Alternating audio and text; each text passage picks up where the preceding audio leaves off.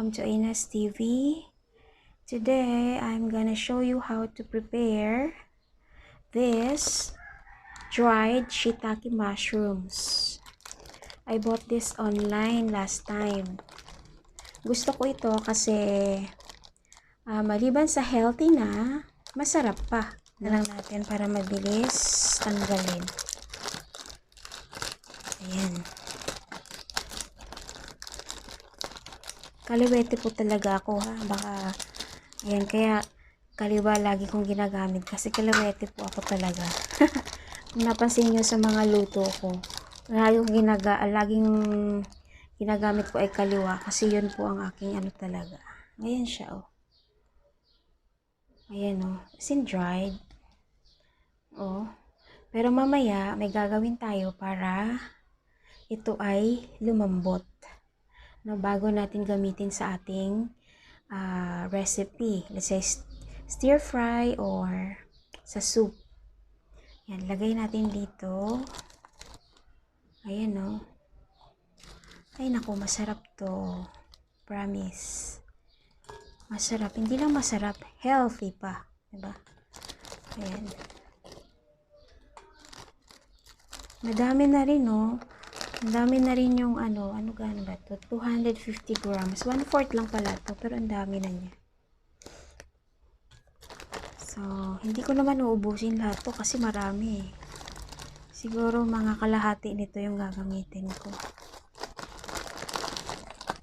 Tapos lalagyan ko lang siguro ng ano ito.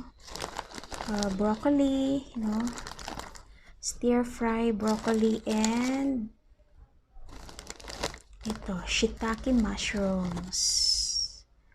Wow, ang laki. Ayan. Parang ang laki naman ito. Tanggalin kaya natin to. Ito kasi hindi naman masyadong malasa yung stem. At sabi nga sa iba, poisonous daw yung stem, no? Pero may nabasa naman ako karamihan. Hindi naman daw poisonous. Hindi lang siya ganun kamalasa. No? So, pwede mamaya tanggalin natin ito. Ayan. Medyo matigas kasi tanggalin kaya dapat mamaya na. Okay, so lalagyan na po natin ito ng hot water. And then, leave lang natin ng mga 15 to 20 minutes. Okay, ito na po ang ating hot water.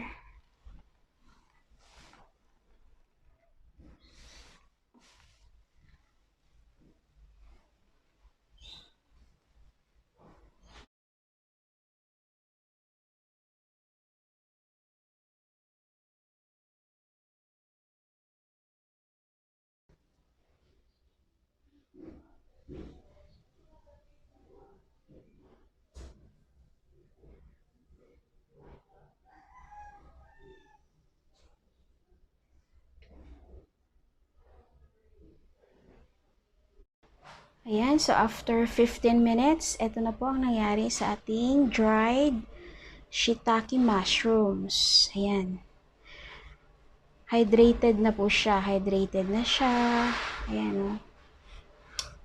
So, i-drain po natin ito. Tanggalin natin ito sa tubig. Tapos, pwede natin siyang hugasan. Siyempre, hugasan natin. Tanggalin natin yung pinaka-stem. So, ang gagamitin ko lang po dito is yung cap.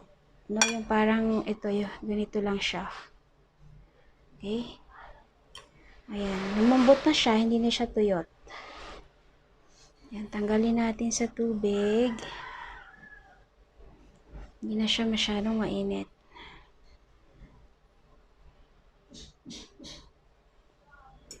Ayan, iba na yung kulay niya, naging ano na siya, no?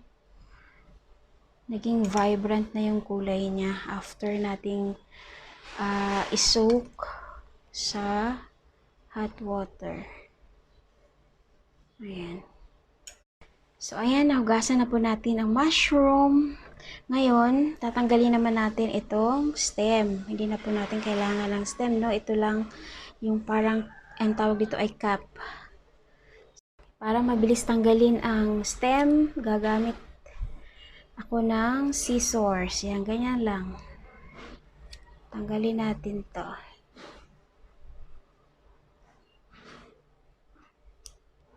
Ayan.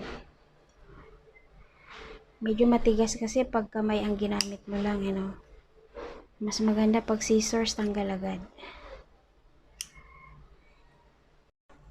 Yan. So, hiwain na po natin itong shiitake mushroom. Since stir fry, pag ganito lang ang hiwa ko, malinipis. Ayan, ganyan lang siya. Para hindi siya malalaki. Ayan, ganito. Malalaki. Pang stir fry.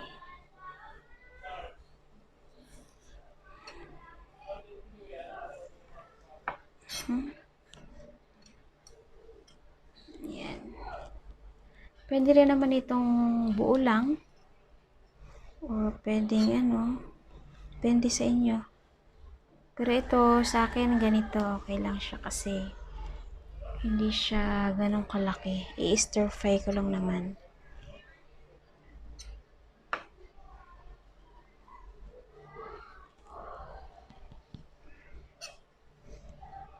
Yan. Here comes our shiitake mushrooms. This is ready for any recipes. Ayan. So, ganun lang po kasimple ang ating pag-prepare ng shiitake mushrooms. Thank you for watching. Bye!